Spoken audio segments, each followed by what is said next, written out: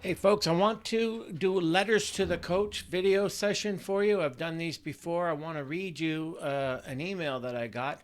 I cut out some identifiers of the person talking about gross incompetence with online coaches, and what looks on the surface to be sound coaching ends up being a disaster. And I think it's important for you, a lot of you, to resonate with, especially when you're told to focus only on outside in nonsense. So I'm going to first read the letter, and then I'm going to go through it again and give you my comments that matter. So, real important letter here about gross incompetence among online coaches. So, the letter starts with, "Hey coach, let me start by saying I appreciate and respect your work very much.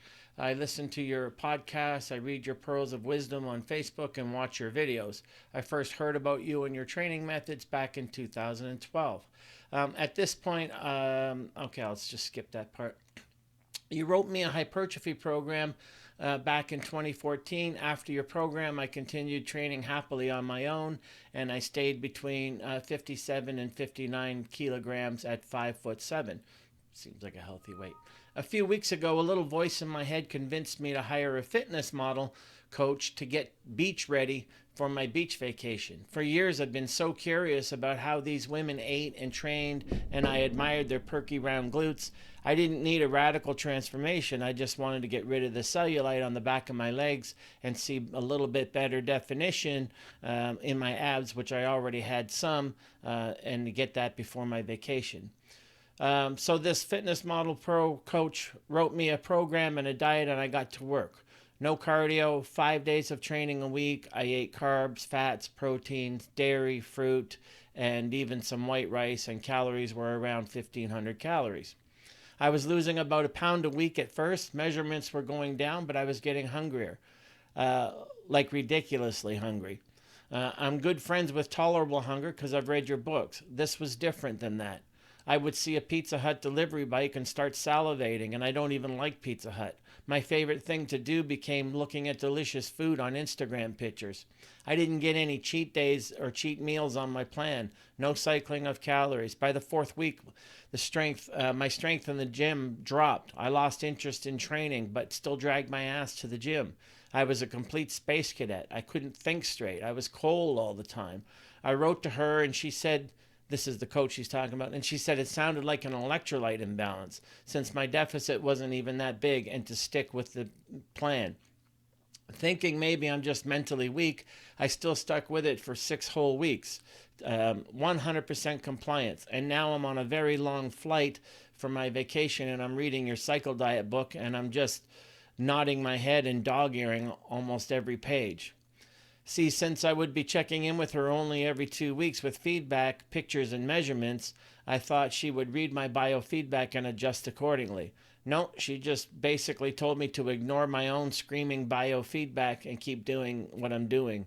In other words, and then she quoted from my cycle diet book. And this is directly from my book, The Cycle Diet. In other words, two people of equal size, weight, age, and gender could begin the same diet at the same time, and one of them may drop into absolute caloric deprivation mode and experience all the negative consequences of that, while the other maintains a reasonable relative deficit and experiences no ill effects. That's from my my cycle diet book, and I'll get to that in a minute. And then she just comments how this makes so much sense. And then she says now she has a cold that she can't get rid of. She's had it for more than 2 weeks. And she's starting to associate that with the dieting and the burnout. And now she's disappointed because she's going to arrive at her holiday destination and she's sick. And she says, all of this has been an expensive but eye-opening lesson. Thank you for sharing your experience through your books, video podcast, and the Cycle Diet book. And she talks about that, and then talks about getting on board with coaching when she returns. So let me get into this now, and the good and what you need to know about why this represents gross incompetence among the coach. So we'll go past the point where she decided to hire a fitness model coach to get beach ready for her vacation. And again, one of the things here is she's convinced more by the pictures of seeing a hot body than she is about whether or not someone has the goods, the coaching goods, and the knowledge to deliver. And a lot of the times that's not on the consumer because you're just bombarded with a lot of hocus pocus out there, and you can't really tell expertise from non-expertise. So and she goes again, the coach wrote her a program and a diet, 5 days of training a week. She ate carbs, she ate fats, proteins, dairy and fruit, white rice, and calories. So she ate starches. Calories were around 1,500. No cardio. So on the surface, all that seems fine. All that seems pretty much in line with something I might assign. I mean, with a better assessment probably. Then she says she was losing a pound a week at first. Her measurements were going down. Now, I'm not big on measurements for all kinds of reasons, but fine. But she was getting hungry, but beyond tolerable hunger, like ridiculously hungry was her point. So here's my point, and what she quoted from the Cycle Diet book. No matter what kind of diet someone does, the leaner you get, the hungrier you're going to get. This is why competitors can't stay in competition shape all year long, but they post endless competition pictures as if they can. The physique that you can achieve might not be the physique that you can maintain and sustain, or even should achieve. So forget that for a minute. She says, I'm friends with tolerable hunger, but this is different. And I get right away where she was going there. So what starts off as being an okay diet with sound results ends up cascading into something else. I would see a Pizza Hut delivery bike, start salivating, and I don't even like Pizza Hut. My favorite thing to do became looking at delicious food on Instagram. I call that food porn, and that's a very common thing, and it's in my book, Metabolic Damage and the Dangers of Dieting, how people end up getting obsessed with foods that they can't eat or not allowed to eat, and real dangerous ground. And it also tells you where your body is screaming, like she said, beyond tolerable hunger. So she says she didn't get any cheat days on her plan, no cycling of calories. By the 4th week, the strength in their gym dropped. She lost interest in training, but still dragged her ass to the gym. She was mentally a space cadet, couldn't think straight, cold all the time. Listen, folks, this is biofeedback that matters, all right? Lost energy, lost strength, can't focus and concentrate, can't think straight, cold in the extremities. This is your body telling you you're in an absolute calorie deficit. This is the biofeedback. You don't rely on outside-in stuff from a coach when the inside-out stuff should be telling the coach what the coach needs to do next.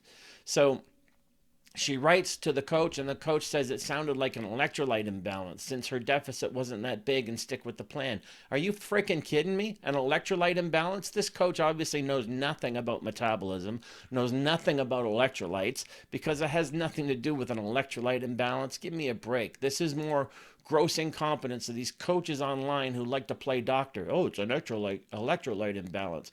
Really? I bet this person doesn't even know what the electrolytes are and how they work.